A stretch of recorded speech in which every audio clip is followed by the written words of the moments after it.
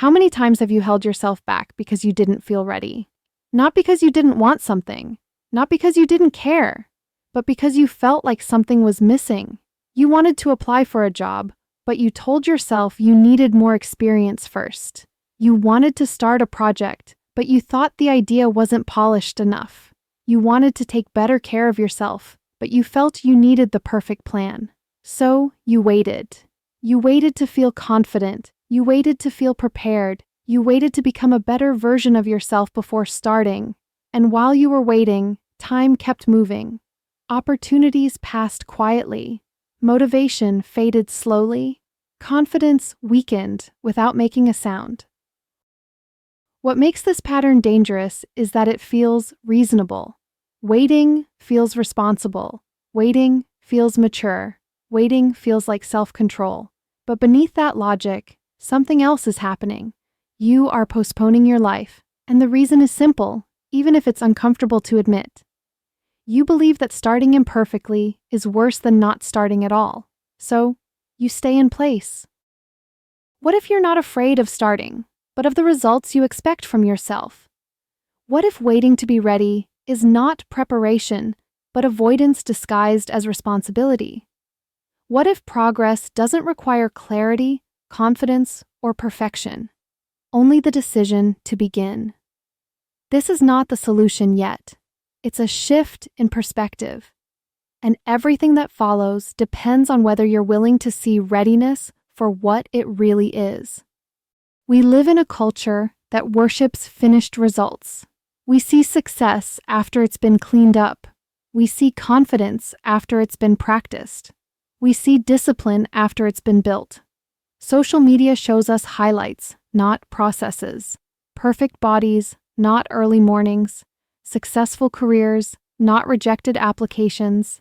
Stable lives, not years of confusion.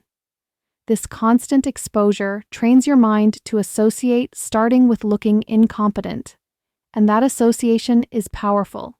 It teaches you that unless you can do something well, you shouldn't do it at all.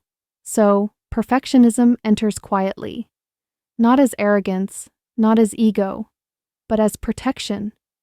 Your brain says, if I wait until I'm ready, I won't embarrass myself. If I wait until it's perfect, I won't fail. If I wait until I'm confident, I won't feel exposed. The problem is that readiness is a moving target. You don't wake up one day and suddenly feel prepared for change. Readiness doesn't arrive at first. Action does.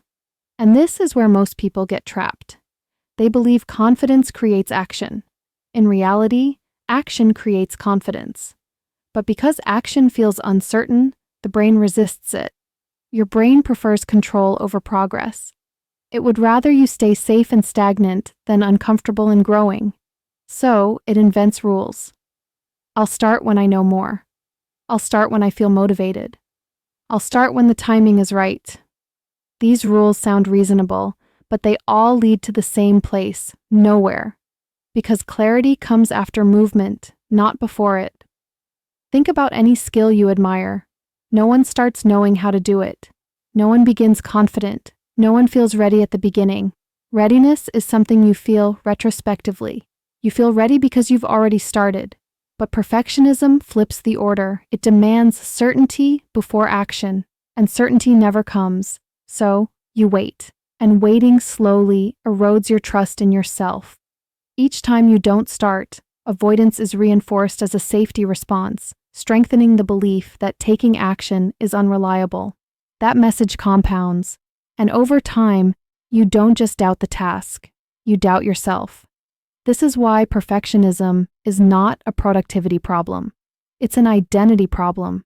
You begin to see yourself as someone who thinks but doesn't act, someone who plans but doesn't execute, someone who waits. And the longer this pattern continues, the harder it becomes to break. Not because you're incapable, but because your brain has learned that waiting feels safer than trying. Now let's talk about failure. Most people say they're afraid of failing, but that's not entirely accurate. They're afraid of visible failure. They're afraid of effort that doesn't pay off immediately. They're afraid of mistakes that can't be hidden. They're afraid of discovering that their first attempt won't match their imagination. So they avoid the attempt altogether, because as long as you don't start, your idea stays perfect in your head, untouched, unchallenged, untested.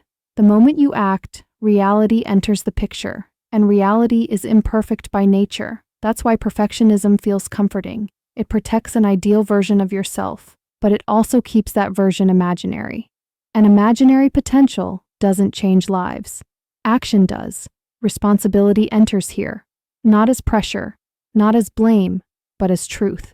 No one is going to give you permission to begin imperfectly. No one is going to declare you ready. That decision belongs to you. And the cost of waiting is higher than the cost of starting badly, because time passes either way. The way out of perfectionism is not more discipline. It's a change in how you relate to starting, and it comes down to 3 principles, no more. 1. Start before you feel ready. Readiness is not a prerequisite for action, it's a byproduct of it. If you wait to feel ready, you will wait indefinitely. So, reverse the rule. Start while you feel uncertain. Start while you feel unprepared. Start while things are still unclear. If you want to get healthier, don't design the perfect routine. Move for 10 minutes today. If you want to create something, don't plan the final version. Create a rough first draft. If you want change, don't wait for confidence. Let confidence catch up with your actions. Progress is not about bold moves. It's about movement. And movement always starts before certainty. 2. Choose consistency over perfection. Perfection focuses on outcomes. Consistency focuses on presence. You don't need to show up perfectly. You need to show up regularly. One imperfect action repeated is more powerful than one perfect plan that never happens. Consistency builds familiarity. Familiarity reduces fear, and reduced fear makes action easier. Habits don't require excellence, they require repetition, and repetition creates momentum. Momentum is what transforms effort into identity. You don't become confident by waiting, you become confident by showing up. 3. Fail forward and learn fast. Failure is not the opposite of progress, it's part of the process. Every attempt gives you feedback. What worked, what didn't, what needs adjusting. Failure is information, and information is valuable. If you treat mistakes as signals instead of verdicts, they stop feeling personal. They become practical. No one learns to walk without falling. No one learns to ride a bike without losing balance. Growth requires error, and error requires movement. The only real failure is refusing to start because you want to avoid being imperfect. You don't need permission to begin. You don't need a flawless plan. You don't need to become someone else first. You need to accept one simple truth. Progress belongs to those who start before they feel ready.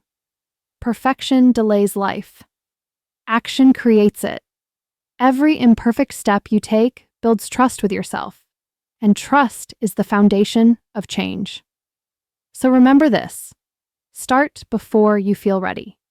Choose consistency over perfection, and treat every mistake as feedback. In the next video I'm linking here, you'll find the secret to sleeping less and feeling more refreshed. If this resonated, don't wait. Click the link.